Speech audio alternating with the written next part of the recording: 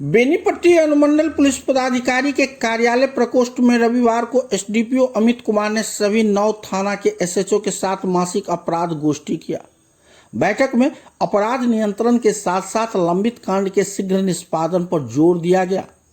SDPO ने कहा कि कांड निष्पादन में लापरवाही सहन नहीं किया जाएगा। वहीं समीक्षा के दौरान गंभीर मामलों के आरोपी के लगातार फरारी की स्थिति में कोर्ट से इश्तेहार लेने का निर्देश दिया गया। साफ कहा, इश्तेहार चिपकाए और तय समय के बाद कुर्की जब्ती की कार्रवाई करे। बैठक के दौरान एसडीपीओ ने समय पर गश्ती करने, सघन वाहन जांच करने, बैंक, एटीएम और गैस एजेंसी की नियमित जांच करने का निर्देश दिया। इस दौरान एसडीपीओ ने गत माह में प्रतिवेदित कांड की समीक्षा की।